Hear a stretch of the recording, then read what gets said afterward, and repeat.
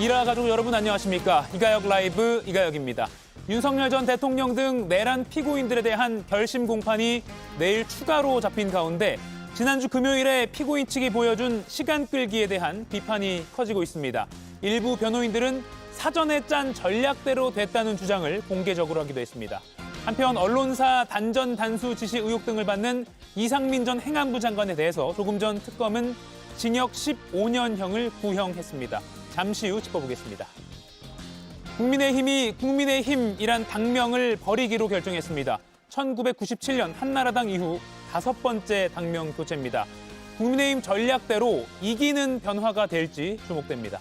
그럼 오늘 함께할 여야 해설위원 소개해드리고 백다 앵커의 브리핑으로 첫 번째 이슈 보겠습니다.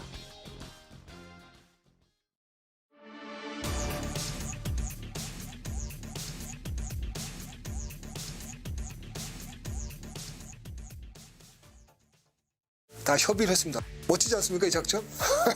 전 대통령 변호인들이 매우 감사한 상황이었죠. 왜냐하면 풀데이를 얻었으니까요. 멋지지 않나라며 김용현 측 변호인이 되물은 이 작전. 내란 결심 공판에서 벌인 자신들의 침대 변론을 자화자찬한 겁니다. 읽는 속도만 좀 빠르게 해주셨으면 좋을까 싶습니다. 제가 빨리 하면 혀가 짧아서 말이 꼬입니다. 못 알아듣게 됐어요. 호칭을 트집 잡더니 인신 공격성 발언에 느리게 말하기까지. 사실상 깽판을 놨다고 비판받는 김용현 변호인단의 태도. 모두 윤석열 전 대통령 측과 협의된 작전이라는 겁니다. 지금 이 사건에서 가장 중요한 윤석열 대통령의 변론을 모두 비몽사몽인 상황에서 그 중요한 변론을 하라는 것은 좀 맞지 않다고 생각이 됩니다. 그러니까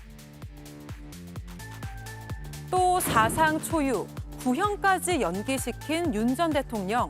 내일 구형량에 관심이 쏠리는 가운데 오늘 특검은 이상민 전 행안부 장관에게 징역 15년을 구형했습니다.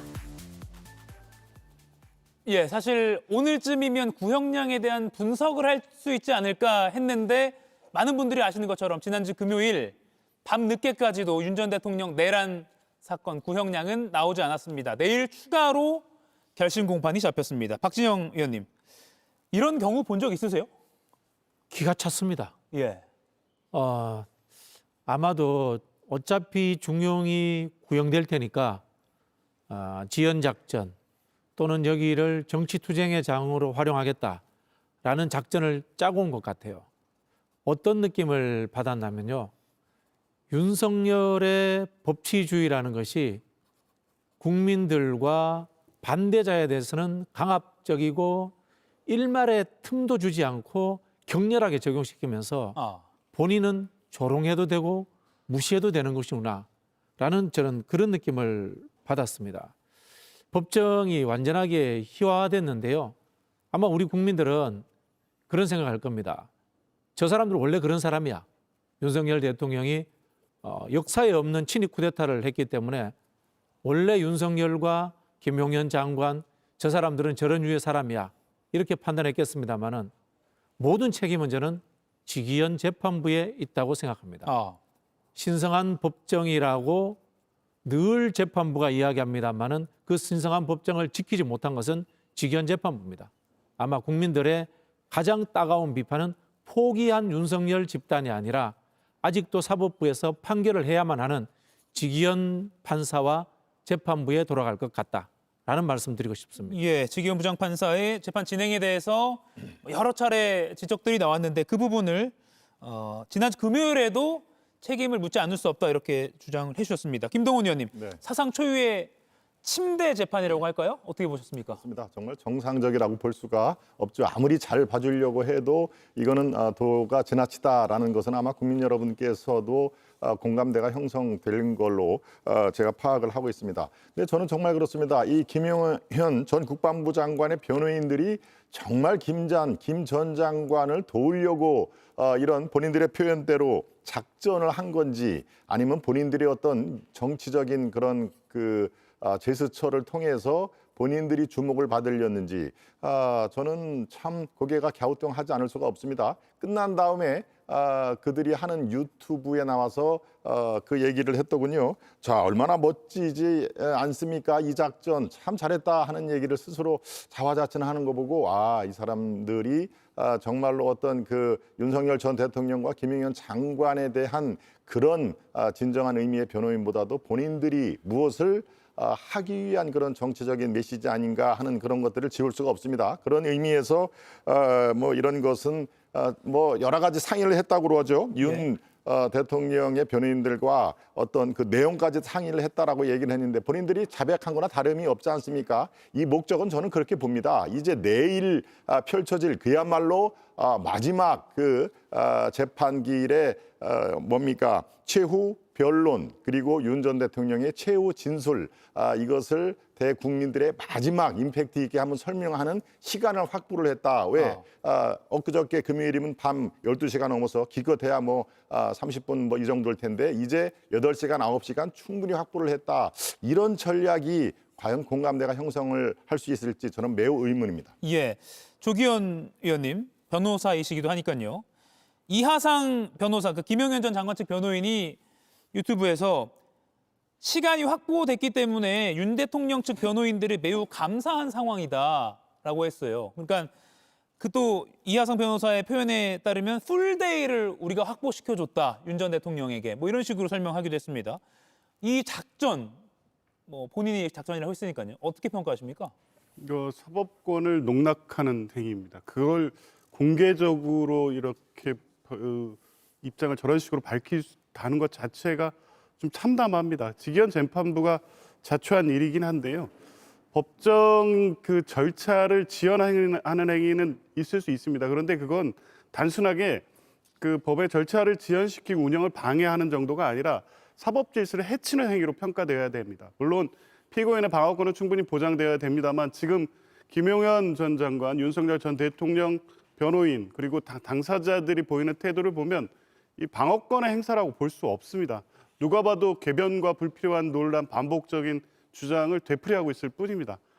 적절하게 재판 지휘권이 행사됐어야 됩니다. 이 관련해서는 형사소송법에 다 정해놨습니다.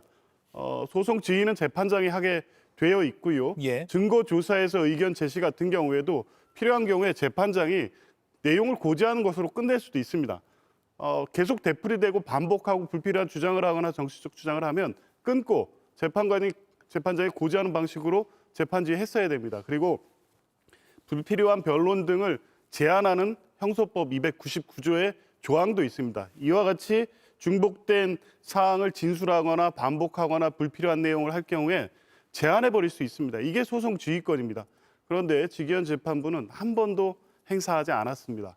그러니까 1년 동안 진행되는 이 재판에서 지기현 재판부는 사법부에 대한 신뢰를 공개된 재판 한 번 할 때마다 1%씩 떨어뜨렸다. 지금 이 전체적으로 이 재판을 본 국민들이 우리 사법부에 대해서 어떻게 생각할지 정말 이 심각한 상황이라는 것을 왜 그 재판부만 인식하지 못하는지 모르겠습니다. 일반 재판의 경우에 피고인 측의 얘기를 충분히 들어주는 판사에 대해서 피고인들은 고마워하는 마음을 갖고 있습니다. 예. 그런데 이렇게 불필요한 변론을 하고 이걸 정치적으로 이용하고 실제 이게 피고인에 대한 변론이 아니라는 것을 누구보다 잘 알고 있는 이 변호사들이 이런 방식의 변론을 하는 것은 결국 피고인들을 위한 행위가 아닙니다. 재판부든 검찰이든 이 변론 행위 자체가 갖는 문제점은 이 범죄 행위에 대한 반성이 없다는 내용으로 귀결될 수밖에 없고요. 구현과 선고에서 그 부분까지 충분히 감안된 결과가 나와야 된다고 봅니다. 예, 방금 보신 것처럼 김용현 전 장관 측은 서증 조사에만 8시간을 쓰기도 했습니다. 특검팀이 당연히 너무 이게 진행이 더디다라고 항의를 했습니다. 그런데 이런 답변이 돌아왔습니다. 보시죠. 김 전 장관 측 답변입니다. 중간에 끊어 죄송한데 지금 읽는 속도가 너무 느리셔서 뭐 제안을 하자는 게 아니라 읽는 속도만 좀 빠르게 해주셨으면 좋을까 싶습니다. 저희가 다 이해는 하고 있으니까요. 제가 빨리 하면 혀가 짧아서 말이 꼬입니다. 못 알아듣게 됐습니다. 예. 그 어제 검사 친구 하나가 반응을 보였지 않습니까?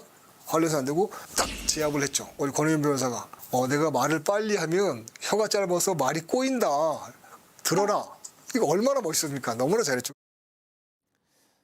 예, 바로 유튜브에 출연을 해서 뒷얘기를 저렇게 전했습니다. 얼마나 멋있습니까? 너무나 잘했죠. 라고 자평을 하기도 했습니다. 김기흥 위원님, 일각에서는 이거 슈퍼챗용 아니냐, 지지자들에게 들려주기용 아니냐, 뭐 이런 비판도 나옵니다. 뭐 기자는 기사를 통해서 말하고 판사는 판결문을 통해서 말하고 변호인은 법정에서의 변호를 통해서 얘기하는 게 맞다고 봅니다. 근데 끝나고 나서 본인이 할 말이 많겠지만 이런 저간의 사정에 대해서 시시콜콜하게 이렇게 얘기하는 게 어떤 의미인지 모르겠습니다. 변호인은 누구를 변호하기 위한 것인데 여튼 국민들이나 아니면 재판부에게 잘못된 어떤 시그널을 줄 수 있거든요. 내가 전략을 가지고 그렇게 임했다고 했을 때 지기현 판사가 이거를 나중에 알았을 때 본인은 선한 의도를 가지고 배려를 해줬다고, 방어권 보장을 위해서 충분히 시간을 줬다고 하는데 그게 전략이라고 했다고 한다면 본인이 도리어 중간에서 일을 잘 못한 것처럼 비춰질 수 있기 때문에 저는 적절하지 않다고 봅니다. 예. 다만 민주당에서 이 상황을 두고서 지기현 판사에 대해서 공격하는 부분에 대해서는 저는 좀 받아들이기 힘든 게 조희대 대법원장을 포함해서 지기현 판사 관련해서 직권남용 혐의로 특검에서 조사하지 않았습니까? 수사하지 않았습니까? 그런데 무혐의 나왔습니다. 기소조차 못했습니다. 그런데 지금 다 끝나가는 마당에 있어서 지금 굉장히 지기현 판사가 한쪽으로 기울어진 것처럼 이렇게 비판하는 거는 좀 과하지 않았나 싶고요. 예. 최근에 특검이 윤석열 전 대통령 관련해서 공소장 변경을 요청을 했습니다. 그래서 바뀌었습니다. 바뀐 부분이 이른바 비상계엄 모의 시기에 대해서 2024년 3월에서 2023년 10월로 바꿨고요. 그다음에 또 계엄에 대한 인식을 내비친 시점도 바꿨습니다. 그리고 노상원 수첩 관련해서 바꾼 부분이 있기 때문에 이 부분에 대해서 변호인 측에서 강력히 반발했습니다. 그럼에도 불구하고 지기현 판사가 큰 흐름상 동일성이 유지되기 때문에 받아들이지 않았습니다. 결국 특검의 손을 들어줬거든요. 그렇다면 변호인 측에서 이런 부분에 대해서 반발하는 부분에 대해서는 좀 봐주는 게 사실상 다 끝나지 않았습니까? 그리고 이게 한 사람에 대한 유무죄가 아니라 대통령이 어떤 사람에 대한 어떻게 보면 다른 것도 아니고 내란 혐의에 대한 최종 결정, 1심 결정이기 때문에 예. 그걸 바라보는 사람들도 있는 만큼 방어권 보장이 과도하지 않는다면 그 부분은 좀 기다려주는 것도 낫지 않을까 하는 생각입니다. 예, 오늘 아침 신문의 사설 제목을 좀 보여드리겠습니다. 뭐 보수 언론, 진보 언론 이렇게 분류되는 그 언론사들 골고루 제가 가져와 봤습니다. 조선일보는 볼썽사나운 윤측 재판 행태 얻는 게 뭔가, 한국일보는 극우 선동장으로 만든 변호인들 이렇게 했네요. 뭐 다른 신문들도 있습니다. 경향신문은 막판까지 국민을 모독했다. 한겨레는 침대 재판으로 국민의 부활을 돋았다. 이렇게 평가했습니다. 박진영 위원님, 그러니까 얻는 게 뭐냐, 이렇게 시간을 끌어서 얻는 게 뭘까를 생각해 보면, 예를 들면 토요일은 좀 집중도가, 언론의 집중도가 떨어지니까 평일로 넘겨볼까? 그렇게 해서 우리 발언을 좀 더 퍼뜨려 볼까? 뭐 이런 거 아니냐, 이런 추측도 나오고, 뭐 어떻게 분석하십니까? 얻는 게 있을까요? 우리 속담에 뭐 청명해 주거나 한식해 주거나, 어차피 형은 중형이 나올 수밖에 없고요. 법정을 이렇게 모독하면은 판사들이 반성의 여지가 없다. 그렇게 해서 판결에 더 높은 형을 저는 줄 수 있지 않나. 뭐 그런 생각이 들거든요. 뭐 제가 봤을 때는 이게 우리 정치, 사회 모든 분야에 있는 극단적인 극우화 현상과 이른바 밈 현상, 소치 현상과도 관련이 있는 것 같아요. 어떤 분이 절벽에 올라가서 자기 밈 찍고 사진 찍다가 돌아가신 분 있다고 해요. 예. 근데 그 위험성을 인지하지 못하는 거죠. 좀 이거 비슷한 현상이 아닌가, 뭐 그런 생각이 듭니다. 즉 이분들은 우리 일반적인 5천만 국민들과 다른 자기들만의 유니버스에 살고 있는 거예요. 이른바 아스팔트 지지자들과 유튜버와 그들이 쏘는 이 슈퍼챗과 그들이 적어주는 댓글에 의해 가지고 5천만 국민이 함께 살고 있는 현실을 잊어버리지 않았나, 좀 그런 생각이 들고요. 사실은 윤석열 대통령 집권기가 예. 윤석열 대통령이 그런 사람들과만 소통하면서 국정을 그들만의 유니버스로 끌고 가지 않았나, 뭐 저는 이런 생각이 들거든요. 정말 표현이 그렇습니다만 청산이라는 표현도 아깝고요. 오지 말았어야 할 정권이 아닌가. 뭐 그런 생각까지 들게 만들고요. 결국은 또 이러면 또 직위원 판사 문제로 갈 수밖에 없어요. 예. 재판이라는 것이 법률을 보편적으로 모든 국민들에게 적용하는 거지 않습니까? 제가 봤을 때 이거는 직위원 판사가 이런 식으로 재판을 진행하면은 양형이 중하게 나오든 약하게 나오든 양쪽으로 밖에 저는 비판받을 수밖에 없다 이런 생각이 들고요. 스스로 품위를 훼손하고 법정의 신성함을 훼손시킨 것은 직위원 판사다. 뭐 직위원 판사가 법률적으로 문제가 있고 없고의 문제가 아니라 신성하라고 이야기하는 법정을 진행할 만한 자격이 있나라는 비판을 또 할 수밖에 없어요. 예. 직위원 부장판사 역시 사실 시간 끈 건 뭐 김용현 전 장관 측 피고인 측의 1차 책임, 1차 원인이라고 한다면 이를 단호하게 끊지 못한 이 재판부를 지적하는 목소리는 지금 여야 패널들이 말씀하신 것처럼 뭐 언론에서도 많이 지적이 나오고 있습니다. 직위원 부장판사가 변호인들의 항의를 받고 사과하는 모습 이런 것도 논란이 됐는데요. 보시겠습니다. 오히려 지금 김용현 피고인 쪽에서 전반적인 얘기를 겹치는 부분을 좀 쫙 하고 계시거든요. 뭐 겹치지 않는 부분에서 하시면 시간이 그렇게 많이 걸릴까 싶어요. 그 말씀은 의미 없는 내용을 쭉 읽고 있다라는 식으로도 저는 읽혀졌고, 근데 제가 말씀드렸던 모든 내용들은 대통령과 장관님과 그리고 이 사건 받으시는 모든 분들에게 매우 중요한 부분이었습니다. 저 불쾌하셨으면 너무 죄송합니다. 100% 제 잘못입니다. 예.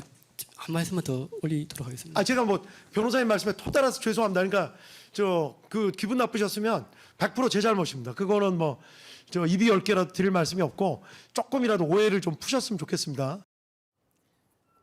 예, 지난 9일 결심 공판 때의 모습입니다. 김동원 위원님 네. 어떻게 보셨습니까?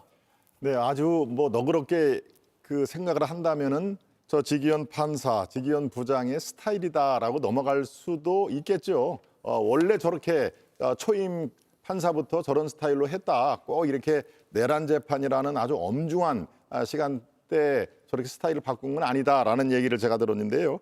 마치 북콘서트 사회를 보는 것처럼 여기저기 이렇게 질문도 하고 또 답변도 듣고 하는 그런 것들이 내란 재판과는 좀 이렇게 격이 안 맞는 거 아니냐라는 의미에서 바로 이진관 부장판사하고 이렇게 비교하는 시중의 목소리가 많이 있습니다. 예. 또 이진관 부장판사는 뭐 아시다시피 나가세요. 법정에서 나가세요라는 것을 몇 번을 얘기를 하면서 이 소송 지휘권을 좀 지휘권을 과도하게 행사하는 거 아니냐라는 비판도 사실 받은 적이 있습니다. 그래서 뭐 모든 것이 다 완벽할 수는 없지만 저 두 분의 스타일에 좀 적절하게 믹스가 되는 그런 것들이 하면은 국민들이 더 많은 박수를 칠 텐데 굉장히 좀 아쉬운 부분이 있다 하는 얘기인데요. 제가 흥미있는 그런 그 얘기를 취재를 했습니다. 예. 저렇게 지금 직위원 부장처럼 모든 피의자의 얘기를 다 들으려고 하는 그래서 시간이 훌쩍 넘어서 또 다른 내일 또 최종 판결이 나올 정도인데요. 바로 저렇게 유하게 아주 관대하게 하는 그런 판사일수록 오히려 최종 이 판결은 피의자들이 깜짝 놀랄 정도로 아주 강하게 내는 그런 스타일이 서초동에서도 그렇고 이 법관들은 아주 그게 유명한 그 얘기라고 합니다. 그러니까 뭐 책임 소재를 돌리는 것보다도 어차피 이것은 중요하게 판결을 해야 될 수 있는데 나중에 컴플레인을 하지 말고 나중에 어떤 비판을 하지 말고 다 얘기를 하라, 다 들어주겠다. 그렇지만 엄중하게 나는 판결을 하겠다라고 하는 예고편 성격일 수도 있겠다 하는 생각을 제가 듭니다. 그러면서 이 직위원 판사의 최종 판결이 어떻게 될지를 그 시중에 이 얘기가 그대로 이 적용이 될지 관전 포인트 중에 하나다 이렇게 말씀을 드리겠습니다. 조기현 변호사님, 그러니까 세게 선고할 건데 그 전에 불필요한 시비를 차단하기 위해서 과정에선 최대한 친절하게 하는 거다 이런 취지의 어떤 서초동 전원들 어떻게 보십니까? 그러니까 원래 직위원 판사가 그렇게 재판을 진행한다 이런 얘기가 있더라고요. 예.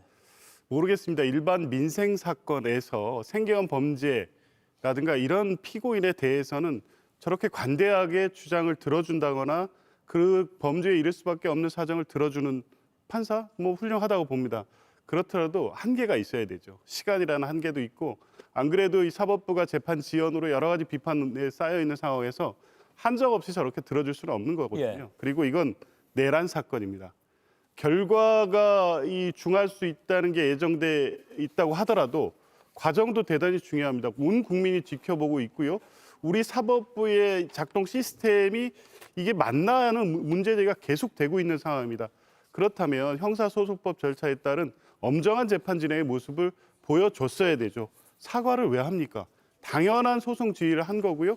저 때의 발언권을 제한했어야 됩니다. 예. 아까 말한 형사소송법 299조에 의해서 반복적이고 불필요한 변론 행위를 계속해오고 있습니다. 이걸 1년 내내 봤습니다. 마지막 결심 공판에서 저렇게 재판 후에 얘기하는 것처럼 의도했고 윤석열 피고인과 협의해서 일부러 시간을 끌어서 변론 기회를 속행하도록 만들었습니다. 사법 질서를 해치는 중대한 행위입니다. 이 부분을 제한하지 않고 내가 결과에서 어떻게 내는 걸 좀 지켜봐 달라는 취지의 이 메시지인지 그것까지 모르겠습니다. 결과 역시 봐야 되겠지만 이 과정도 대단히 중요하다. 판결문만 역사에 남는 게 아닙니다. 지금 이 국민들이 이 과정을 지켜보고 있는데 예. 이 재판을 볼 때마다 매우 불쾌한 느낌을 지울 수가 없을 겁니다. 내란범들이 어떻게 저렇게 떳떳하지? 그리고 내란범을 변호하는 이 변호사들이 어떻게 저런 궤변의 주장을 반복하는데도 재판장이 제지하지 않지? 이게 우리 사법 시스템의 현재이고 우리가 민주주의를 진전시킨 결과가 이 정도밖에 안 되나? 이런 느낌을 가질 수밖에 없는 재판을 진행하고 있다면 예. 그것이 평소에 본인 스타일이거나 아니면 피고인의 방어권을 그런 식으로 보장한다는 식으로 넘어갈 수 없는 정도의 심각한 문제가 됐습니다. 적어도 내일 결심 공판에서는 법에 따른 엄정한 절차 진행을 해야 된다고 봅니다. 예. 지난주 금요일 밤이었고요. 토요일로 넘어가서 종료가 됐습니다. 그러니까 중단이 됐다고 표현한 게 더 맞겠네요. 추가 기회를 잡았으니까요. 많은 분들이 이제 주말 밤이라 뉴스를 챙겨보지 못한 경우에는 이런 일이 있었구나도 모르셨을 수도 있습니다. 바로 이 장면입니다. 과정도 역사적으로 지켜보고 기록이 되니까요. 재판장이 사과를 연발하는 사이에 윤 전 대통령이 꾸벅꾸벅 졸거나 웃는 겁니다. 재판이 새벽까지 길어질 기미가 보이니까 윤 전 대통령 측은 반발했고요. 그래서 재판 기일이 다시 지정되기도 했습니다. 보시죠. 작년 여름 무렵부터 원래 12월 말경에는 종결한다고 했었습니다. 피고인 측도 휴정기 안에는 원래 종결하겠다고 약속을 이미 하셨었습니다. 특히나 피고인들께서는 모두 헌법과 법률을 준수하고 평생을 국가를 위해서 이제 헌신하신 신뢰가 있는 분들이잖아요. 국민들께서도 그거를 믿고 계시지 않을까 그런 생각이 좀 듭니다. 가장 중요한 윤석열 대통령의 변론을 모두 비몽사몽인 상황에서 그 중요한 변론을 하라는 것은 좀 저희로서는 중요한 변론을 그 시간에 한다는 것은 좀 맞지 않다고 생각이 됩니다. 13일 화요일 날 그날 대법정밖에 없습니다. 다음 기일 날은 그냥 무조건 끝내는 겁니다. 그러니까 그 이외의 옵션은 다른 건 없어요. 그리고 그 13일 화요일 날이 바로 내일입니다. 김기흥 의원님, 내일은 이런 시간 끌기 작전이 또 나올 가능성 어떻게 보세요? 아무래도 지금 판사의 입장에서도 선의가 선의로 해석되지 않는다고 한다면 예. 지휘권을 좀 발동하지 않을까 싶습니다. 소송 지휘를 할 것 같은데 서증 조사 부분에 대해서 제가 앞서 말씀드린 것처럼 공소장 변경이 있기 때문에 아마 변호인 측에서는 적극적으로 하나하나 좀 짚으려고 할 것 같습니다. 예. 그렇지만 서류를 내는 것과 그것을 종합적으로 해서 요지를 말하는 것과는 또 차이가 있기 때문에 무엇보다도 내일 가장 큰 관심사는 윤석열 전 대통령이 1심 구형을 앞두고 최후 진술을 어떻게 할 것인가 그 부분 아닐까요? 그렇기 때문에 변호인은 마지막까지 본인들 입장에서 최선을 다하겠지만 아무래도 윤석열 전 대통령의 최후 진술에 많은 사람들이 관심을 갖도록 예.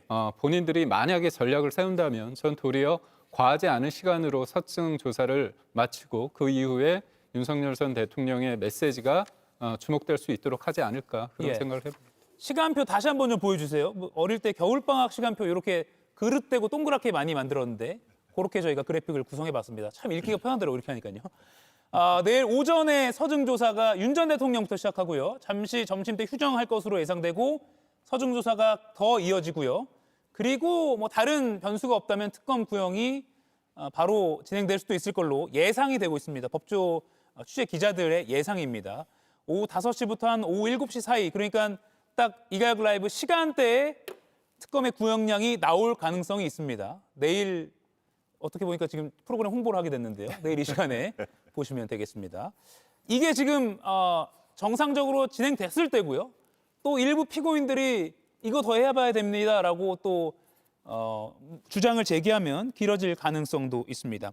그렇다면 내일 특검의 구형량 예측을 좀 해볼게요. 김동원 위원님. 네, 사형 아니면 무기징역이잖아요. 그렇습니다. 구형량은요. 네. 예, 무기징역, 무기금고까지 있죠. 예. 예, 뭐 징역과 금고는 강제노역이 있느냐 없느냐 그 차이밖에 없는 상황인데요. 저는 지금 일설에서 나오는 순교자 효과를 우리가 제공할 필요가 없다라는 것에 상당한 많은 분들이 이 공감을 하는 것 같아요. 사형을 선고를 하면서 우리 대한민국은 지금 27년 동안 사형을 시행한 적이 없습니다. 그러니까 상징적인 의미에서 사형을 그래도 구형을 해야 된다라는 그런 그 선언적인 의미도 있지만 실익이 없다. 어차피 사형이 안 되고 2심에서는 무기로 감형이 될 텐데 그런 의미에서 마치 순교자를 떠받치는 그런 것은 없어야 된다라고 하는 특검 측의 주장이라든가 그래서 굉장히 그 최후 이 구형 회의를 할 때 길어졌다는 거 아닙니까? 예, 상당히 뭐 5시간, 6시간 하는 건데요. 이것을 종합적으로 보면은 특검 측에서도 그렇고 전략적으로 임할 필요는 있겠다라는 생각이 저는 듭니다. 그러면서 전두환, 노태우 이전의 어떤 그 내란범들에 대한 그런 그 물론 그때는 군사 재판이었습니다만 종합적으로 하면은 저는 사형보다는 무기징역 가능성이 상대적으로 더 높은 거 아니냐 그런 예. 식으로 저는 그 분석을 하고 있습니다. 예, 일단 선고는 차치해두고 구형에 대한 예상을 계속 해보고 있습니다. 조기현 의원님, 한인섭 서울대 법학전문대학원 명예교수가 오히려 사형을 구형하면 순교자 효과가 생긴다, 훈장을 달아주는 셈이다, 뭐 이런 분석을 주장을 했습니다. 어떻게 보십니까? 저는 그렇게 될 거로 보지 않습니다. 물론 윤석열 전 대통령이나 내란 세력을 지지하는 일부 극단적 지지자들은 그런 논리를 설파하면서 저항할 수 있습니다만 극소수에 불과할 겁니다. 오히려 이런 엄중한 범죄에 대해서 오로지 법과 법리에 따라서 판단을 해야 될 필요성이 크고요. 이것을 1997년에 확정된 전두환 일당의 내란 사건과 동일하게 평가돼서도 안 된다고 봅니다. 2024년 12월 3일에 대한민국의 헌법 질서 그리고 국민의 의식 그리고 비상계엄이 6시간 만에 끝났다고 그 결과 발생이 미미하다고 주장하지만 실제 이로 인한 경제적 파급 효과의 손실액은 수백조 원을 넘는다는 추산도 나오고 있습니다. 예. 사람이 죽지 않아서 아무 결과가 발생하지 않았다고 볼 수 없고요. 우리 헌정 질서에 미친 부정적 영향은 매우 중대합니다. 그래서 그 결과에 대한 책임을 묻는 것도 당연하고 이후에 다시는 우리 헌정 체계 안에서 내란을 꾀하거나 그것이 가능하다고 생각하는 사람이 한 명도 나오지 않도록 할 필요성이 있는 사건이고요. 그런 의미에서 보면 사형, 구형이 맞다고 보고요. 선고형도 동일해야 된다고 봅니다. 이거의 순교자 효과를 걱정하기보다는 우리 헌정 질서를 수호해야 된다는 국민적 요구가 절대적이다. 예. 이 부분을 좀 봐야 될 것 같습니다. 그런가 하면 내란 중요 임무 종사자 중에 한 명이죠. 이상민 전 행안부 장관 언론사에 대해서 저희 JTBC를 포함해서요. 단수를 지시했다는 의혹을 받고 있습니다. 이에 대해서 오늘 특검이 징역 15년형을 내려달라 이렇게 재판부에 요청했습니다. 박진영, 김기흥 이 두 의원께 여쭙고 다음으로 넘어갈게요. 박진영 의원님, 징역 15년 구형 어떻게 판단하세요? 생각보다 많이 나온 것 같아요. 그게 제가 봤을 때는 일단은 단수 지시라든가 그다음에 문건을 받느냐 못 받느냐 이런 부분에서 이상민 전 장관이 거짓말을 했어요. 예, 거짓말을 했고 반성의 기미가 전혀 없다. 이런 측면도 작동한 것 같고요. 그리고 이상민 장관이 단순 가담자 이상을 넘어서서 주요 임무 종사자이고 그 중에서도 윤석열의 측근으로 분류되기 때문에 저는 저런 구형이 나오지 않았나라는 생각이 들고요. 이상민 전 장관에 대한 구형이 저는 김용현 전 장관에 대한 구형에도 또 영향을 미칠 것 같다라는 생각이 듭니다. 이상민 장관이 이 정도 구형이면은 김용현 장관은 훨씬 더 나와야 되겠죠. 그래서 김용현 장관 구형에 무기징역 정도 나오지 않을까 이렇게 예상하는 법조인들도 있더라고요. 예. 그러면 당연히 또 윤석열 전 대통령에 대해서는 그 이상의 형이 구형돼야 되지 않느냐라는 논리로서 사형 구형 이야기로 이어지는 맥락이 아닌가 그런 생각이 듭니다. 네. 예. 특검이 이상민 전 장관에 대해서는 징역 15년형을 구형했습니다. 김기영 의원님 마지막 평가 들어볼게요. 아무래도 뭐 그 다른 것도 아니고 언론사를 대상으로 단수 지시를 했다는 게 맞다고 생각하는 게 이제 특검의 입장이기 때문에 15년형은 해야 된다고 본인들은 판단을 했던 것 같습니다.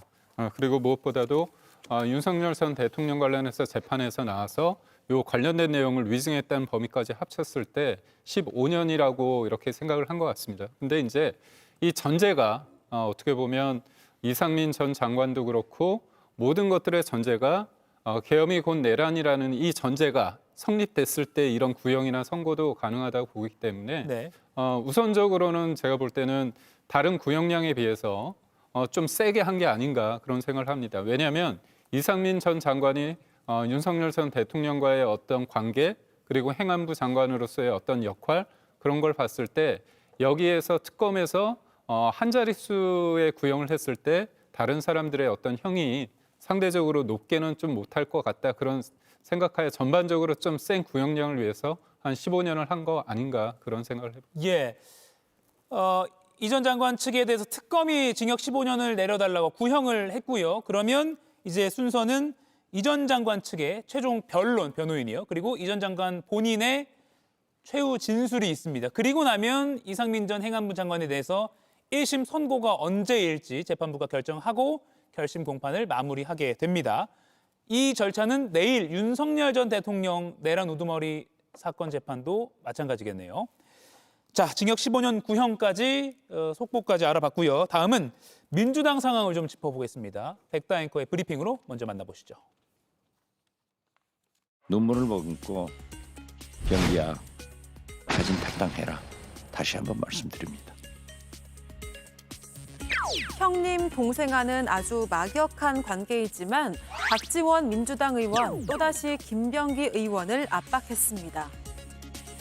애당의 길이 무엇인지 깊이 고민해 보시기를 요청합니다. 정청래 대표도 민심과 당심을 가장 중요하게 생각하며 많은 고민의 밤을 지새우고 있습니다.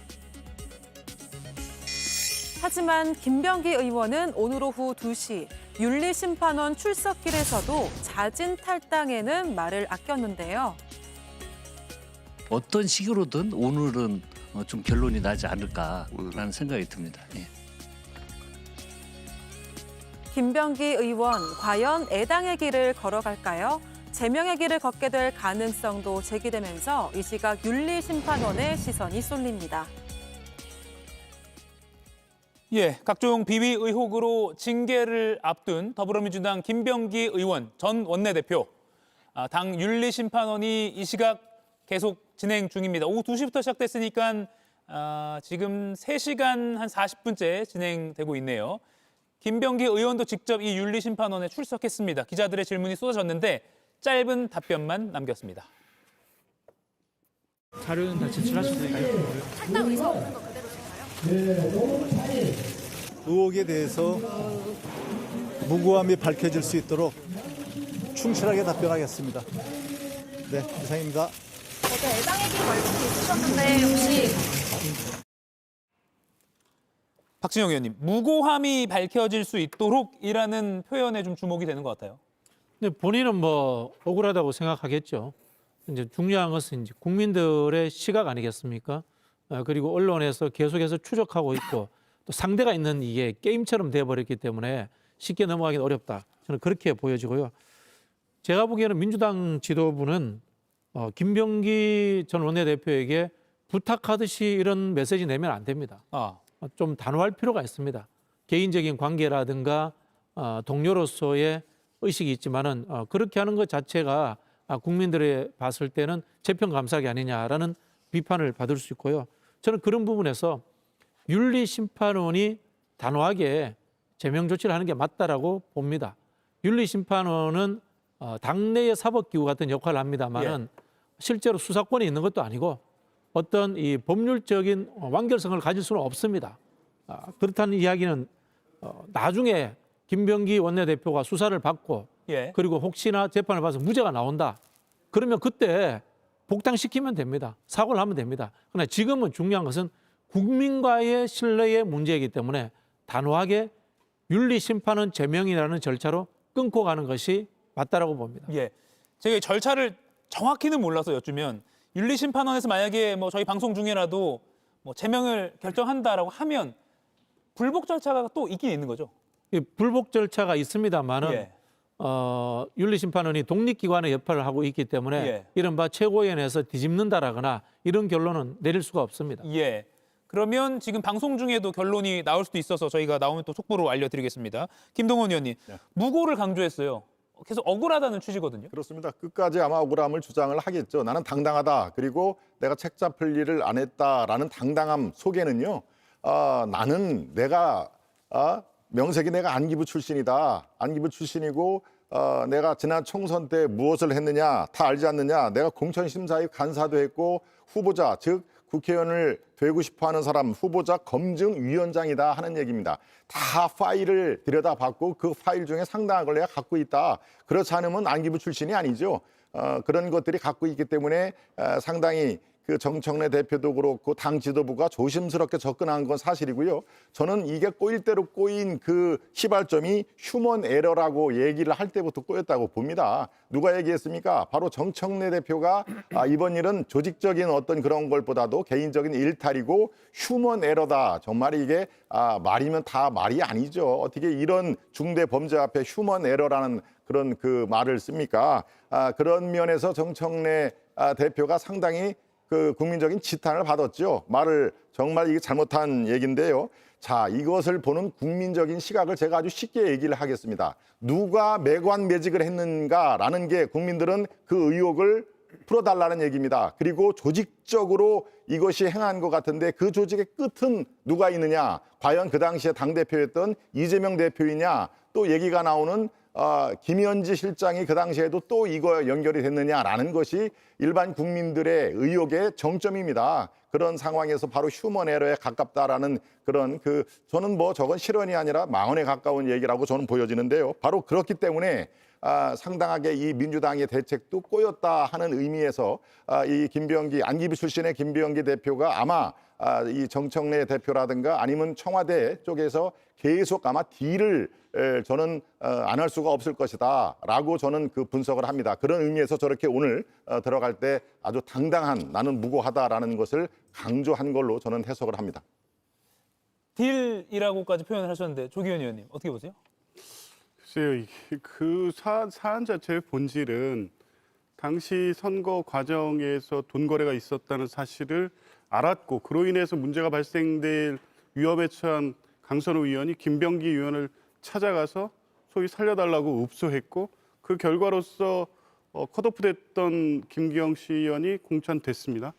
여기까지뿐입니다. 물론 과정에서 진정서가 제출이 됐지만 통상적으로 선거식의 혼란한 과정에서 그냥 수습된 과정이지 거기에 이재명 대통령, 김현지 실장 얘기가 왜 나옵니까? 그냥 그렇게 되면 그 과정에 있었던 국민의힘 공천 과정에서 돈 얘기는 어떻게 된 겁니까? 그때 대표들 다 책임지고 있습니까? 그러니까 사안의 성격에 따라서 실제 책임이 있는 건지 뭐 이 사건을 덮었다는 구체적인 어떤 절차상의 문제를 갖고 따져야지 무조건 알았을 거라는 추정하에 그렇게 비판해서는 될 일이 아니고요. 그리고 사람의 문제죠. 시스템을 통해서 그 문제를 지금 치유하고 다시 이 문제가 없도록 만들어가는 과정 아닙니까? 그게 윤리심판원의 절차고요. 예. 문제가 있다고 오늘 이 결론이 나면 합당한 징계 처분을 할 겁니다.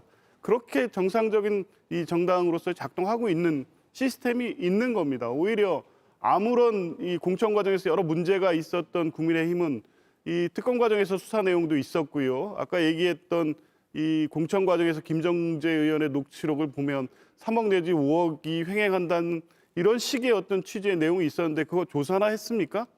그런 부분에 대해서 아무 얘기 없이 이 관련돼서 노출됐다는 이 사실만으로 민주당의 공천 시스템 전체가 문제이고 마치 돈 공천이 당의 어떤 전반적인 문제처럼 비판할 일은 아니고요. 민주당 일은 민주당이 알아서 징계를 하든 또 수사를 통해서 그에 대한 합당한 처벌을 받든 진행이 될 것입니다. 국민의힘에서 있었던 이런 일들을 어떻게 할 건지에 대해서 한번 먼저 얘기를 하고 비판을 해도 하는 게 맞다고 봅니다. 제가 짧게만 질문을 하겠습니다. 바로 그 얘기입니다. 이 국민의힘에서도 그런 게 있으면은 아주 이참에 서로 강제 수사력을 동원해서 까면 됩니다. 철저하게 수사를 하면 됩니다. 그런데 지금 얘기한 국민적인 그 관심사를 얘기를 하면 항상 국민의힘 얘기가 먼저 나옵니다. 바로 그렇습니다. 지금 앞뒤가 서로 안 맞는 얘기입니다. 제가 이재명 이 당대표 김현지 그 실장 얘기를 한 것은 국민적인 의혹의 정점이 그분들이 있다는 얘기입니다. 이번 사건하고 전혀 무관합니까? 보고를 했다라는 게 바로 김현지 실장이라는 얘기니까 우리 국민들은 이게 뭔가 올라가긴 올라갔는데 스톱이 된 모양이다. 자, 그렇다면 매관 매직을 누가 했다는 게 일반 국민들이 한간에 있는 국민들이 당연히 의혹을 살 거 아닙니까? 그 얘기를 한 것입니다. 얘기를 하면은 또 국민의힘은 깨끗하냐라고 얘기를 하면요. 다람쥐 채빠시고 좋습니다. 그러면 깨끗하게 이번은 공천 헌금이 앞으로의 이 사전에서 정말 없애적도록 양측의 강제 수사력 저는 동원해서 정말 명명백백하게 다 수사를 했으면 좋겠다라는 것을 저는 생각을 하고 있습니다. 네, 말씀하시죠. 네. 그러면요, 의원 300명 다 전수조사하시죠. 저는 그게 맞다고 보고요. 저는 민주당에서도 보좌진들이라든가 지방의원들 대상으로 제보 받아야 된다고 봅니다. 저는 휴먼 에러라고 생각하지 않습니다. 이거는 지방선거에 현역 국회의원과 지역위원장이 공심위원이 되니까 당연히 그런 유혹들에 흔들릴 수밖에 없는 시스템 문제가 있었다고 생각합니다. 저는 그런 부분에서 인정을 합니다. 거기에 대해서 저는 정치혁신 차원에서 여야 모두 국회의원 300명 전수조사하자라는 말씀 드리고 싶고요. 다만 우리가 어차피 정쟁 솔직히 하니까요. 이재명 대통령이 그 당시에 당대표였으니까 이재명 대통령 알았냐 몰랐느냐 저는 비판할 수 있다고 봅니다. 그러나 당 명령 계통상에 존재하지도 않는 당시의 당대표의 개인 보좌관 김현지 실장을 엮어서 하는 이야기는 이건 아주 교묘한 저는 프레임이라고 생각을 합니다. 김현지 실장은 그 당시에 일개 보좌관이었고 지휘 명령 계통에 있지도 않고 본인이 평가감사원에 그대로 전달을 했다라고 합니다. 전달된 것이 없어진 이유는 나중에 이 평가감사원과 김병기 그 당시 당직을 맡았던 의원과의 관계이지 김현지 실장은 전혀 관련이 없어요. 이걸 엮는 거는 과도한 저는 나쁜 프레임이다. 이 말씀 드리고 싶습니다. 예. 요거 하나 듣고 추가로 토론 이어가겠습니다. 김병기 의원은 탈당은 하지 않겠다라는 의견을 앞서 공개적으로 밝힌 바가 있죠. 그런데 민주당 지도부에서는 탈당 압박에 이어서 제명까지도 고려하는 듯한 발언이 어제, 오늘 잇따라 나왔습니다. 심판원에서 지금 현재 분위기를 다 파악을 하고 있습니다. 그리고 감찰단에서 상당한 조사가 이루어진 걸로 알고 있기 때문에 어떤 식으로든 오늘은 좀 결론이 나지 않을까라는 생각이 듭니다. 자진 탈당을 요구하는 당원과 의원들의 요구도 애당심의 발로라는 것을 김병기 의원도 잘 알고 있을 것이라고 생각합니다. 회의 결과가 다른 쪽으로 난다 하더라도 당 대표의 비상징계에 대한 그런 요구가 있다. 그에 대한 가능성도 모든 것이 다 열려 있다. 김기웅 의원님, 자진 탈당 요구하는 요구가 애당심의 발로다. 꽤 진전됐다고 표현해야 될까요? 조금 더 자진 탈당 또는 제명 쪽으로 가까이 가는 듯한 발언이 좀 이어지고 있거든요. 네, 저 발언을 봤을 때 네. 읍소인가요, 요청인가요, 아니면 단호한 모습인가요? 제가 볼 땐 단호하지 않은 것 같습니다. 예. 참 김병기 전 원내대표 오늘 들어올 때 제가 옷차림을 좀 주시했습니다. 지난주에 한 방송사에 나와서 나는 탈당하지 않겠다. 제명하려면 해라. 그런 말씀하시지 않았습니까? 사실상 똑같은 옷차림입니다. 아니 흰색입니다. 그러니까 이미 파란색 넥타이를 안 맸어요. 그리고 흰색이고 이게 뭐 비슷할 수 있겠지만 성직자 안에 있는 아주 고결한 흰색입니다. 그러니까 본인의 무고함을 좀 보이기 위해서 제가 볼 때는 약간의 그런 옷차림을 하신 것 같습니다. 지난주에도 똑같고 이번 주에도 같습니다. 그건 무슨 말이냐.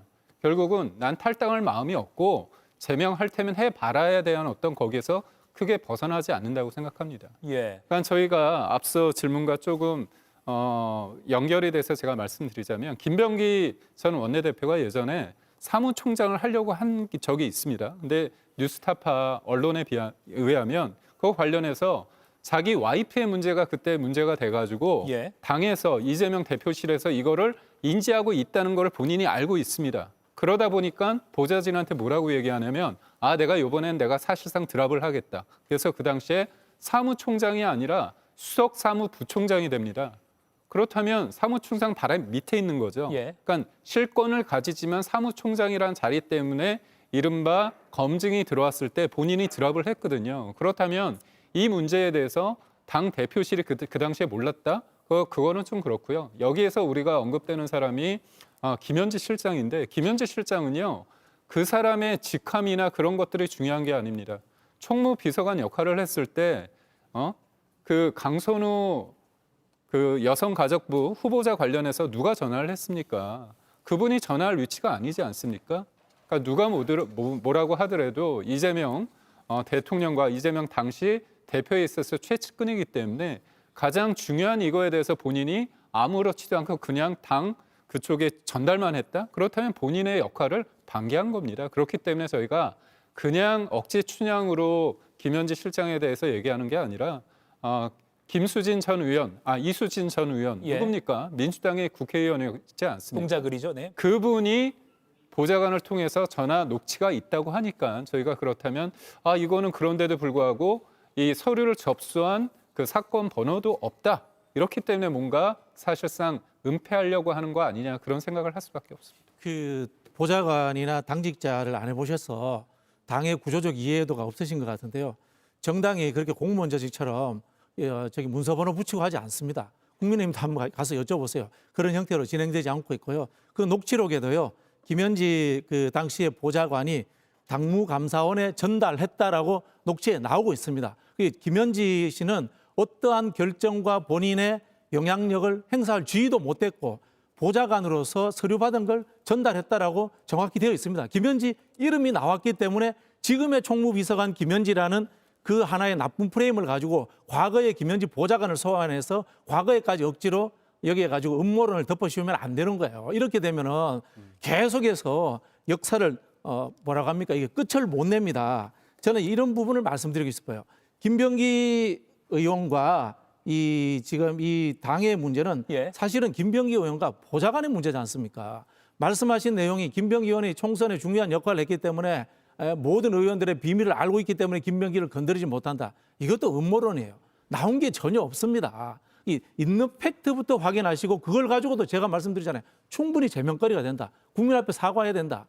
이것부터 시작하시자고요. 나머지는 그 팩트가 나오고 그것에 대해서 구조적으로 정확하게 진단이 될 때 하는 게 맞다고 봅니다. 예, 조기현 의원님. 지금 김병기 의원이 2시간 넘게 소명을 이어가고 있다고 하고요. 뭐 징계 시효 이런 얘기도 했다는 게 전원으로 나오고 있습니다. 예상을 좀 해볼게요. 제명 결론이 날까요? 뭐 가능성이 있다고 봅니다. 예.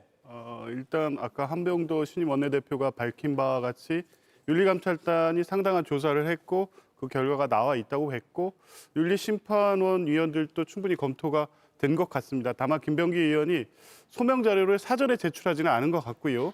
오늘 심판원 회의에 들어오면서 제출한 것 같습니다. 그러면 윤리심판원이 사전에 파악하고 있는 어떤 비위 관련된 13가지 의혹에 대한 사실관계에 대해서 얼마나 납득할 만한 소명을 할지는 보고 이제 판단을 하겠지만 이미 관련된 내용이 의혹 수준을 넘어서는 사실이 확인됐다는 취지의 내용을 한병도 원내대표가 얘기한 상황을 고려하면 몇 가지 사안이 사실 인정이 되는 경우에 여러 가지 지금 상황의 정치적 상황을 고려해서 제명 결정도 가능하지 않을까 예상해 봅니다. 예, 저희 방송 중에도 결론이 나오면 속보로 좀 전해드리겠습니다. 네 분과의 토론은 여기서 마무리하고요. 맞수 토론에서 계속 이어가도록 하겠습니다. 눈길 조심히 퇴근하십시오. 고맙습니다.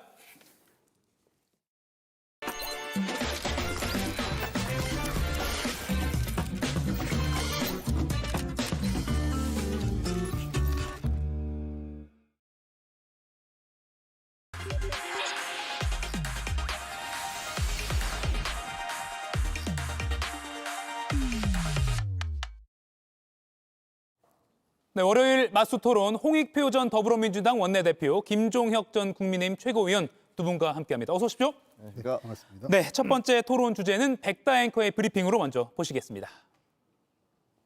당명 개정을 시작으로 장동혁 당대표의 이기는 변화를 흔들림 없이 추진하겠습니다. 국민의힘 대신 새로운 당명을 선택하기로 한 국민의힘. 국민의힘의 전신은 미래통합당, 미래통합당 전에는 자유한국당이 있었죠. 얼굴만 아름다운 게 아니고 소신이 뚜렷하고 속이 꽉 찬 캐리어 의무이다. 당과 나라를 위해서 큰 일을 할 수 있겠다. 당에서 제게 어떤 직무를 맡겨주시든 저는 최선을 다해서 열심히 할 것입니다. 자, 아이고, 딱 부러지. 자유한국당 시절 홍준표 키즈라는 별칭으로 정계에 등장한 배현진 의원. 홍스타님이 오셨습니다. 한 가족이고 당연히 복당하셔야 되는 일이고요. 그런데 속이 꽉 찬 커리어 우먼, 홍스타 딱 부러진다, 한가족. 이렇게 훈훈한 말만 오가던 정치 은사 사이가 이제는 불나방 인생, 코박콩, 학력 콤플렉스, 입국단. 원색적인 비난만 난무하는 적으로 변했습니다. 내부 갈등에 당회 설정까지 두 사람의 막장 설전에 국민의힘도 점입가경으로 치닫고 있습니다. 네, 홍준표 전 대구시장과 배현진 국민의힘 의원 소셜미디어 상으로 공개 설전을 벌이고 있습니다. 그 수위가 표현을 보면 좀 상당히 높아서 이건 잠시 후에 좀 짚어보도록 하겠습니다. 먼저 국민의힘이 이기는 변화를 계속 주창을 하고 있는데 그중 하나로 국민의힘이라는 당명을 버리기로 했어요. 어떻게 보십니까? 원래 이제 당명을 바꾸는 건 예. 그 당명을 계속 쓰면 부끄럽거나 국민들로부터 지탄을 받게 될 경우에 바꾸는 거 아닌가요? 근데 지금 이제 국민의힘이 당명을 바꾸겠다라고 얘기하니까 첫째로는 지금까지 10몇 년 동안에 5번이나 바꿨어요. 벌써 6번째 바꾸는 겁니다. 이게 국민에 대한 도리인지 참 잘 모르겠어요. 그게 생각이 들고 두 예. 번째로는 당명을 바꾸면 뭐합니까? 그 내부에서 실질적인 그 내용물이 전혀 변하지 않았는데 포장만 바꾼다고 해서 그게 달라질 수 있을까라는 그런 의구심이 드는 거죠. 예를 들면 비상계엄과 윤석열 전 대통령에 대한 절연을 하지 못한 상태에서 당명을 바꾸면 거기다 자유나 공화를 넣으면 윤석열 전 대통령의 윤호개인이 그 자유나 공화하고 관계가 있는 겁니까? 전혀 그 반대 아닌가요? 자유와 공화를 망가뜨린 그런 비상계엄 아니었던가요? 그래서 글쎄 뭐 저렇게 한다 하는 것이 과연 옳은 것인지 일종의 몸부림이라는 생각은 듭니다만 예. 번지수가 좀 틀리지 않았나 그런 생각도 듭니다. 국민 공모를 이제 받는다고 하고요. 뭐 민주당 쪽에서는 약간 뭐 조롱성이라고 볼 만한 뭐 윤몬리저당 뭐 이런 거 어떠냐 이런 제안도 나오기도 했습니다. 어떻게 보십니까? 뭐 과거에 뭐 민주당도 정당 이름을 바꾼 적이 있었기 때문에 정당이 개혁 과정에서 또 쇄신 과정 그리고 선거에 패배하고 뭔가 변화를 하려고 할 때에는 당명을 바꾸는 것도 많이 했던 방식이에요. 그게 뭐 전혀 새로운 것도 아니고 또 잘못된 것도 아닙니다. 필요하면 당명 바꿀 필요 있겠죠. 근데 중요한 것은 그 내용과 어떤 그 실질적인 것들이 따라가지 못하면 당명을 아무리 바꿔봤자 의미가 없습니다. 지금 중간에 오래간만에 이름이 나왔지만 그 미래통합당은 저 기억도 안 나는 지금 이름이에요. 예. 어떤 의미에서 한 6개월, 7개월 정도 그 문패를 달았다가 사라진 당입니다. 예. 그런 측면에서 저는 이 국민의힘이 왜 어떤 형태든 당명을 바꾸더라도 핵심은 뭐 당명이 어떻게 바뀌든 간에 뭐 윤석열당, 윤건희당 이 그 조롱이나 그러한 비하를 벗어나기 어려울 거예요. 현재까지 핵심은 윤석열, 김건희와 어떻게 절연하느냐 이게 핵심이라고 보거든요. 그걸 못하면 아마 계속 민주당은 또는 그 국민의힘이 비판적인 쪽에서는 윤석열당, 윤건희당이라는 얘기를 계속 할 거예요. 그러니까 저는 그러면 당명 바꿔봤자 말짱 도루묵입니다. 그러니까 그렇기 때문에 여러 차례 뭐 당 안팎에서 그리고 뭐 저도 어쨌든 좀 좋은 야당이 있었으면 좋겠다는 측면에서 윤석열, 김건희와 절연하는 게 중요하다. 절연하면요, 사실 우리 당으로서는 지방선거 또는 다가오는 총선에 더 위협스러운 존재가 될 거예요. 그냥 계속 윤석열, 김건희를 붙잡고 국민의힘이 갔으면 좋겠어요. 그러나 그렇게 될 경우에는 대한민국이 불행하고 대한민국 국민이 불행할까 봐 뭔가 저 국민의힘이 변하길 기대하는데 글쎄요, 장동혁 대표가 그럴 생각은 전혀 없는 것 같습니다. 예, 당원이시니까요. 이런 걸로 바꾸면 좋겠다고 그냥 개인적으로라도 생각해 보신 당명 있으세요? 없습니다. 뭐 저는 이제 바꾸는 것 자체에 반대하기 때문에 아니 그러니까 바꿀 수 있어요. 바꿀 수 있는데 그러면 무슨 우리의 변화의 결의, 다짐 이런 것들을 이렇게 해나가겠다. 과거에 우리가 해왔던 이러이러한 잘못들을 이렇게 깨고 그다음에 이런 식으로 나가겠다라는 그런 다짐이 있어야 되잖아요. 근데 그런 거 없이 그냥 옛날 거 그대로 가는데 쉽게 얘기하면 포장지만 바꿔서 사람들한테 옛날 그 당이 아닌 것처럼 그런 식으로 눈가림하는 것처럼 보여줘서 저는 그건 오히려 반대를 하고 그래서 뭐 당명에 대해서 생각해 본 적이 없고 예. 당 색깔은 또 어떻게 할 거냐 그것도 논란이 되잖아요. 그럼 그 빨간색으로 바꿨었는데 이번에는 또 무슨 색으로 바꿀 거냐 아니면 그대로 둘 거냐 이런 것들도 상당히 논란이 돼서 좀 굉장히 졸속으로 하고 있다라는 생각을 바꿀 수가 없습니다. 제가 저걸 보면서 좀 답답한 게요.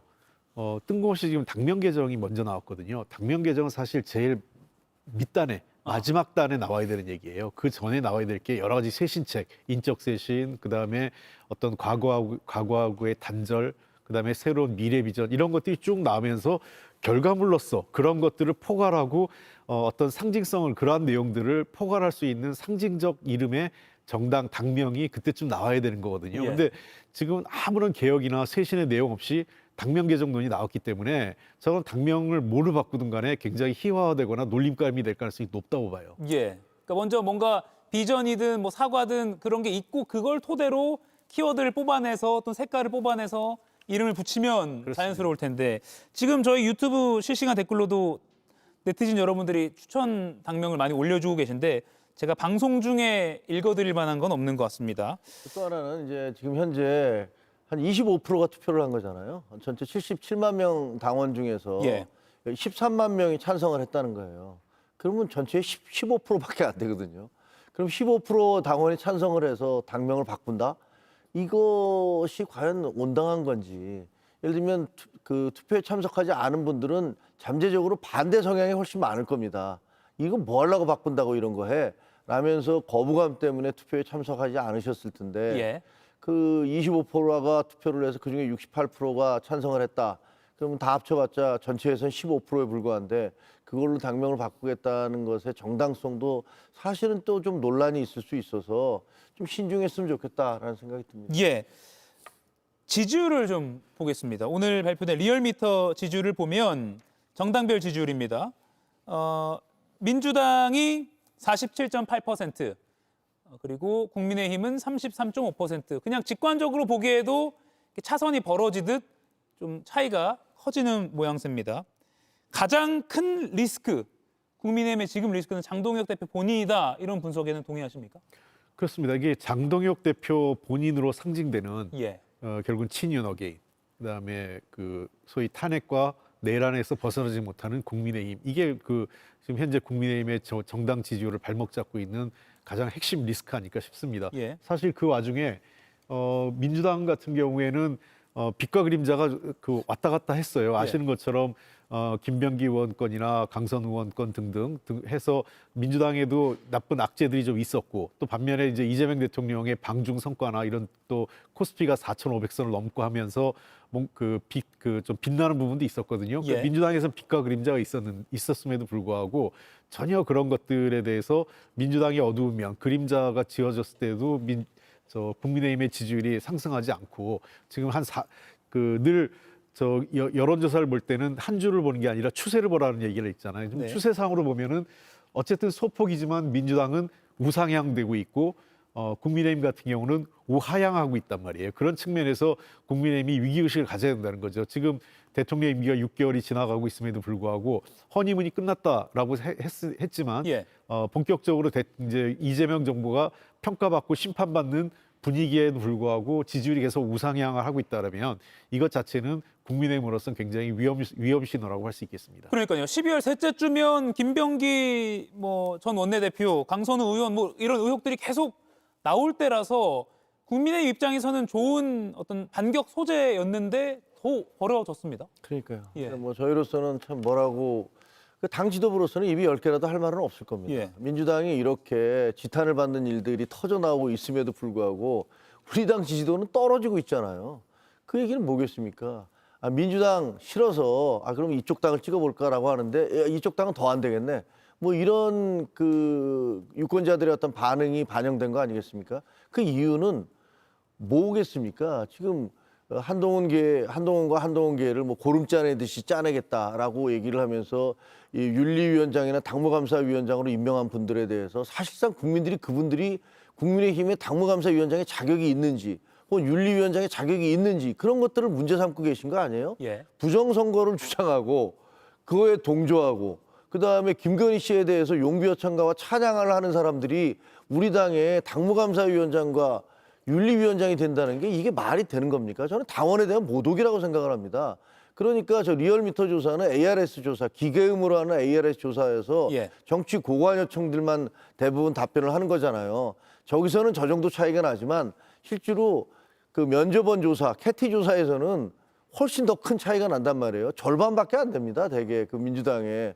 그럼 이런 사태가 몇 개월씩 그 지속이 되면 당은 각성을 하고 이걸 어떻게 타파해 나갈까 이것을 고민해야 되는데 그런 고민을 안 하고 당내에서 상대 정적 죽이기 이런 것 때문에 몰두를 하고 있는 것들에 대해서 국민들이 바라보는 시각이 예. 저 여론조사에 그대로 반영돼 있다 이렇게 생각합니다. 예. 이런 상황에서 이준석 개혁신당 대표가 장동혁 국민의힘 대표 그리고 조국 혁신당 대표에게 연석 회담을 제안했습니다. 뭐 공천 헌금 사태나 통일교 관련돼서 논의를 하자라고 했는데 장동혁 대표만 일단 받아들였습니다. 뭐 빠르면 내일 만날 수도 있다 이런 분석도 나오는데 이게 어떤 뭐 장동혁 대표 입장에서는 뭐 돌파구가 될 수 있을까요? 글쎄요, 큰 돌파는 안 될 겁니다. 예. 왜냐하면 이 사안이 그러니까 통일교 문제 아까 제가 말씀드렸잖아요. 민주당의 악재 동공천 문제, 그러니까 저기 이제 강선우 의원, 김병기 의원 건 아니겠습니까? 예. 그리고 통일교 관련 건도 작년 12월 말 1월 초에 계속 나왔던 얘기예요. 근데 그럼에도 불구하고 민주당의 지지율이 전혀 영향을 받지 않았다는 것은 이미 여론에 반영됐습니다. 저 문제와 관련돼서 이준석 대표와 장동혁 대표가 연대를 한다 한들 국민 지지율에 큰 영향을 주리라고 생각되지는 않습니다. 지금 더 핵심적으로 국민들이 보고 있는 것은 그 국민의힘 내부에서의 어떤 갈등, 예. 그러니까 장동혁 대표와 한동훈 전 대표 간의 갈등, 그리고 장동혁 대표가 윤호개인 세력과 절연하지 못하고 여전히 탄핵과 비상계엄에 대해서 어정쩡한 태도를 취하고 있는 모습. 이런 것들이 훨씬 더 국민의힘에 부정적인 영향을 미치고 있고 예. 그러니까 위로 올라가는 것을 누르고 있는 거거든요. 그러니까 차라리 민주당의 지지를 철회해도 국민의힘으로 지지를 가지 않는 겁니다. 그러니까 중도층으로 하면 무당층이나 중도층으로 하면 같이 국민의힘으로 이전되고 있지 않는 것이죠. 그런 측면에서 저는 그 국회 내에서 민주당을 압박하는데 두 정당이 같이 하는 것이 약간의 효과는 있을지 모르겠지만 예. 국민 여론을 되돌리거나 또 저것이 국정 전반을 어떤 주도권을 쥐고 수 있을 만큼의 큰 파괴력은 가질 수 없다 이렇게 보입니다. 그 역시 뭐 윤호개인 절연이나 이런 이슈가 계속 맞습니다. 상존하기 때문에 그렇죠. 아, 예, 그게 예. 훨씬 더 강하게 누르고 있는 겁니다. 예. 이준석 개혁신당 대표의 이런 제안 그리고 전격 수용한 것 뭐 크게 의미를 두고 계십니까? 아니 그러니까 저거는요. 예. 그러니까 5월 동주고 동상이몽이에요. 왜냐하면요. 저 장동혁 대표가 굉장히 어려운 처지에 있는 거예요. 예. 그 이준석 대표 같은 경우는 본인의 나름대로 주도권 같은 것들을 작은 당이 큰 당을 움직일 수 있다. 내가 주도를 해서 다 끌어들인다라는 어떤 주도권. 그래서 정치인으로서의 자기 몸값을 올리는 데 도움이 되겠죠. 예. 장동혁 대표는요. 지금 그 윤호개인 사이트에 들어가 보면요. 이준석과 손을 잡어 너는 손절이야 이제. 그 지난번에 윤석열 전 대통령에 대해 비상계엄에 대해서 사과한다고 한 것과 가지고서도 아주 한바탕 난리가 났었거든요. 근데 거기다가 이준석하고 또 만나서 뭘 하겠다고 라면서 비판이 막 엄청나게 쏟아지고 있거든요. 그러니까 장동혁 대표는 이러지도 못하고 저러지도 못해요. 한쪽에서는 통일교 뭐 동공천 사태 이런 것들 때문에 이쪽하고 좀 손을 잡아서 해보고 싶은데 이걸 또 좀 가면은 당장에 이른바 윤호개인 세력이 네가 어디 감히 이렇게 나온단 말이에요. 그러니까 이러지도 못하고 저러지도 못하는 그런 진퇴양난 그런 상황이기 때문에 저거를 뭘 한다 한들 그게 무슨 도움이 될까라는 생각이 들어요. 그러니까 애초부터 이 윤석열, 김건희 이 사람들과 단절하겠다라고 나왔어야 되는 건데 그걸 못했기 때문에 그 업보가 그 후유증이 계속 발목을 잡고 있는 거예요. 이러지도 못하고 저러지도 못하는 거죠. 사과를 뭐 평가하기로는 이른바 어정쩡하게 해놓고 뭐 윤리위원장은 또 윤호개인 세력이라고 평가받는 사람을 하고 그러니까 뭔가 이렇게 했다 저렇게 했다 갈팡질팡 행보가 여기서도 좀 드러나는 거 아닌가 이런 평가도 나옵니다. 그럼 요거 한번 짚어볼게요.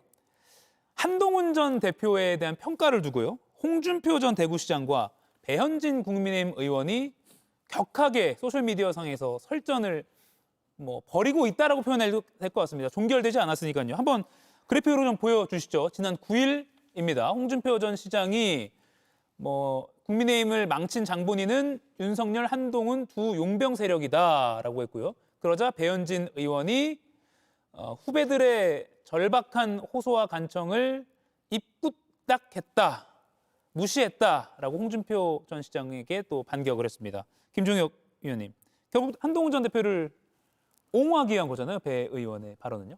그런데 옹호 뭐 비옹호를 떠나서 예. 저는 홍준표 대구시 시장님이 본인이 이제 정치 그만하시겠다 이렇게 얘기를 하셨잖아요. 근데 계속 정치를 하면서 판을 어렵게 만들어 놓으세요. 본인은 새로운 인생을 살겠습니다. 갈등과 반목이 없는 세상에서 살았으면 합니다. 이렇게 얘기를 하셨어요. 은퇴하겠다고 얘기하시면서. 예. 근데 그 이후에 보면 계속 본인이 갈등과 반목을 만들어내고 계시잖아요. 쓸데없이. 그리고 저기서 보면 학력 컴플렉스를 얘기를 하신단 말이에요. 예. 아니 배현진 의원이 뭐 편입학한 게 뭐 잘못입니까? 그 편입한 사람들은 다 그 사람들은 비난받아야 됩니까? 저런 식으로 어떤 사람의 어떤 학력이라든가 성별이라든가 출신이라든가 이런 걸 가지고 비판하시는 것은 예. 그러면 꼰대 소리 듣는 거예요. 그리고 윤석열, 한동훈 용병 세력이라고 얘기하면서 그 윤석열 대통령한테 90도가 되게 그 탁자에 코가 닿을 정도로 그렇게 인사를 한 분이 누구십니까? 홍준표 시장이시잖아요. 그리고 또 홍 시장님 나중에 계속 그 윤 대통령하고 부부 동반해서 만찬을 하시면서 그때는 혹시라도 본인 총리 시켜줄까 뭐 이런 것들을 생각하면서 그러신 거 아닙니까? 그러니까 본인에 대해서 돌아보셔야지. 연세가 지금 있으신 분이 저렇게 자기 편이었던 새카만 후배하고 싸우는 저 모습이 어떻게 비춰질지 저는 진짜 저도 한때 굉장히 홍준표 시장님하고 가까운 사이였는데 예. 참 안타까워요. 왜 저러실까? 예, 1월 10일 SNS를 추가로 보면 학력 컴플렉스라고 배현진 의원을 홍 전 시장이 저격했고요. 배현진 의원은 돼지 눈엔 돼지만 보인다. 또 돼지가 예전 홍 전 의원의 그 뭐 저서 관련한 뭐 그런 의혹을 떠올리게 하는 표현이라 또 한 번 화제가 됐습니다. 어떻게 보십니까? 어쨌든 홍준표 전 시장께서 저도 뭐 오랫동안 정치 선배로서 옆에서 많이 지켜봤기 때문에 굉장히 그 장단점, 호불호가 뚜렷한 분이에요. 저분의 장점은 말을 직설적으로 돌려서 얘기하지 않는다는 게 장점이고 그러다 보니까 그게 때로는 상대한테 상처를 주거나 배려하지 않는다 이런 것도 비판이 있죠. 홍준표 전 시장님의 장점과 단점은 다 있어요. 때로는 좋은 말씀도 하실 때가 있지만 맞아요. 그 좋은 말씀이 상대방께 어떤 비수처럼 상처가 돼서 돌아가면 그게 꼭 약이 되진 않거든요. 예. 그런 측면에서 어쨌든 이제는 정치 일선에서 물러난 원로고 그리고 국민의힘이 현재 이 상황에 오는데 책임이 제일 큰 책임이 아니라고 하더라도 책임이 없는 분은 아니지 않습니까? 이렇게 그 남의 일 보듯이 남의 집 불구경하듯이 저렇게 얘기하는 것도 바람직하진 않습니다. 근데 이게 배현진 의원의 태도는 다른 사람은 몰라도 배현진 의원이 이렇게 한 거기 때문에 지금 문제가 되는 거예요. 물론 뭐 그 의리라는 게 국민과의 그 어떤 약속, 국민과의 의리가 더 중요하지 사인 간의 의리나 정치적 그 어떤 충성 이런 게 중요하지 않은 건 사실입니다만 배현진 의원이 정치권에 들어오고 성장하는 과정에서 홍준표 전 시장을 빼놓고는 설명할 수 없는 과정이었거든요.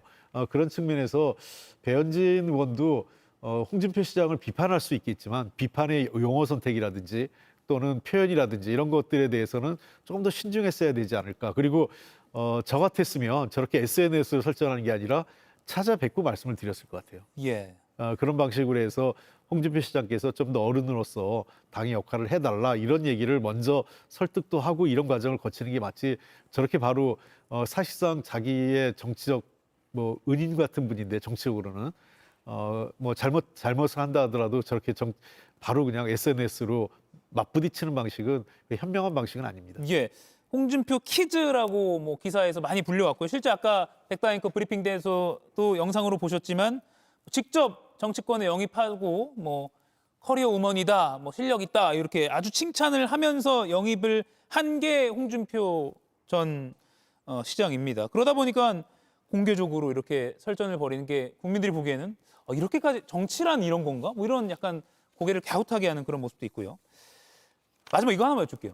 아까 홍준표 전 시장은 미련이 남아있는 것 같아요. 그러니까 떠났다고는 하는데 매일 뉴스에 나올 만한 글을, 물론 이게 언론이 받아 쓰는, 뭐 나는 그런 게 아닌데 언론이 쓰는 거야라고 하면 할 말은 없지만 계속 그럴 만한 소재가 계속 나오거든요, 소셜 미디어에서요. 그런 것 같아요. 그러니까 아직까지 미련을 끊지 못하셨을 뿐만 아니라 본인이 어떤 방식으로든지 다시 복귀할 수 있는 기회를 계속 보고 계신 거 아닌가 그런 생각이 들어요. 그리고 그 정치인 중에 많지 않은 정치인 중에 한 분이에요. 팬심을 가지고 있는 홍준표 시장이. 그러다 보니까 홍준표 시장 입장에서는 한마디 하면 그 SNS에서 팬심이 작동하고 또 저분이 놀라운 게 어딜 가든 중앙 언론이 받을 만한 말씀들을 잘 하세요. 그런 측면에서 늘 정치권에서는 그 무시할 수 없는 또 다른 어떤 존재로 계속 남아 있는 거죠. 근데 그 홍카콜라라는 걸 만들어서 하신 거잖아요. 근데 그걸 만든 게 또 배현진 의원이에요. 그러니까 참 세상. 정치란 무엇인가? 이런 질문을 던지게 됩니다. 그리고요, 바로 두 번째 토론 주제로 좀 넘어가겠습니다. 윤석열 침대 재판 관전평을 좀 두 분께 꼭 들어봐야 될 것 같습니다. 바로 내일 또 구형이 나올 예정이니까요. 큰 변수가 없는 한 그렇습니다. 8시간 넘게 김영현 전 장관 측은 서증 조사를 했어요. 그리고 끝나고 유튜브에 나와서 이게 사실 우리 전략이었다. 윤 전 대통령 측 우리한테 감사한다. 풀데이를 우리가 쓰게 해줬기 때문이다. 이런 취지로 설명을 또 했거든요. 저걸 보면서 뭐 침대 축구는 들어왔지만 침대 재판은 처음 봤고요. 또 국회 필리버스터, 그러니까 무제한 토론은 봤지만 법정에서 저러는 건 또 처음 봤습니다. 법정에서는 사실은 정치를 하는 게 아니라 법에 대한 해석을 놓고 각자의 논증을 통해서 누구의 주장이 법적으로 타당한 걸 따지는 자리 아니겠습니까? 근데 지금 이 윤석열 전 대통령과 그 김용현 전 장관의 변호인단은 저게 법정 그 논증을 하는 게 아니라 정치를 하는 자리라고, 저걸 또 이후에 나와서 유튜브 방송에서 자기들의 어떤 그 자랑거리처럼 영웅담처럼 저렇게 얘기하는 것은 얼마나 법정을 희화하는지, 저는 저분들이 결코 피고인들을 도와주는 변호인이 아니라고 생각해요.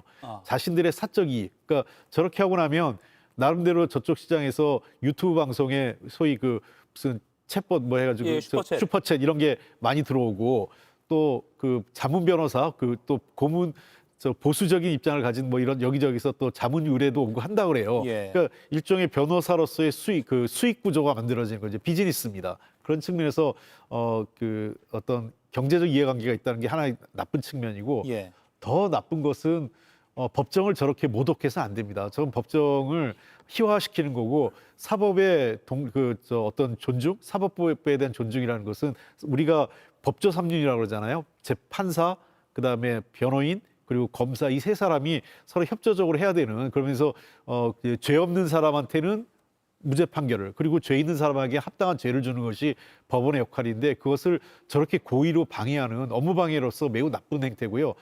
저는 지기현 재판관에게 대해서 한마디 하고 싶어요. 저렇게 법정 운영하면 안 됩니다. 저 뻔히 저렇게 전술이 저렇다면 법정 발언을 제한해서라도 2시간을 준다든지 몇 시간을 준다든지 해서 그 발언 제한을 하더라도 이 일정에 따른 법리를 뭐 어떤 공판을 진행하는 것이 재판정으로서의 의무라고 생각합니다. 그래서 결심이 사상 뭐 처음인지는 확인은 다 안 됐습니다만 아무튼 매우 이례적으로 추가 기일이 결심에서 잡혔습니다. 뭐가 목적이라고 보세요? 이렇게 시간 끌기. 그러니까 이제 그 조선일보에서도 그 사설인가 그렇게 썼다. 도대체 무엇을 위해서 저러느냐. 아니 하루 정도 뒤로 늦춰진다고 그래서 그게 뭐가 달라지는 게 있습니까? 그러니까 아까 이제 뭐 홍 의원님이 얘기하셨지만 저거는 그 윤석열 전 대통령의 변호인들은 윤석열 대통령을 위해서 일하는 게 아니라 본인들을 위해서 일하는 것 같아요. 본인들의 정치적 만족감, 그리고 본인들의 어떤 경제적, 그걸로 인해서 얻게 되는 장래의 어떤 이득, 이런 것들을 계산을 하고 하는 거지, 저게 정말로 자기가 변론을 맡은 그런 피고인을 위한다면 저렇게 하지 않을 것 같거든요. 그 누구든지 재판장이 보면서 이 사람들 너무 심하네, 이런 불쾌감을 계속 가질 거 아니에요. 그런 걸 이렇게 이른바 마일리지 쌓듯이 쌓아가는 거 아니겠습니까? 문제가 굉장히 있다라고 생각해서 저분들은 변호인으로서는 상당히 저런 변호인들 만난 것, 그리고 윤석열 대통령이 저거를 또 같이 이제 동조하는 거 아닙니까? 그러지 말라고 하는 게 아니고 비슷한 생각들을 하고 있는 분들인 것 같다라는 생각이 들고요. 그다음에 이게 하나 확실해진 거는 국민들이 이번 재판을 보면서 야, 재판정이 저렇게 봉숭아학당처럼 운영되기도 하는구나 라는 것들을 보신 것은 우리 사법부에 대한 굉장히 큰 타격일 것 같아요. 이게 도대체 뭐야? 재판정이 이렇게 될 수도 있는 거야? 예. 라는 생각을 하게 되잖아요. 그거는 지기현 판사가 재판 운영을 정말 잘 못하신다라는 생각이 듭니다. 예, 그리고 한 가지 말씀드리면 네. 이번 사건에 대해서 대법원은 재발하지 않도록 관련 규정이나 제도 개선을 해야 됩니다. 시간 끌기에 대해서요. 예, 이거 이렇게 방치하면 또 이런 일들이 또 재현돼서는 절대로 안 되는 일이기 때문에 예. 이런 일을 방지하기 위한 제도 개선과 규정을 새로 만들어야 되고요. 또 아울러서 대한변협도 이번 관련된 책임 있는 변호인들, 그러니까 사실상 저런 분들이 사법부를 모독한 분들이거든요. 저분들에서도 대한변협의 차원에서 뭔가 중요한 징계라든지 중요한 결정이 있어야 된다고 봅니다. 예. 소송 지휘할 때 실무적으로 이런 거를 좀 방지할 수 있는 그런 규칙이나 뭐 이런 게 좀 필요하다 이렇게까지 제언을 해주셨습니다.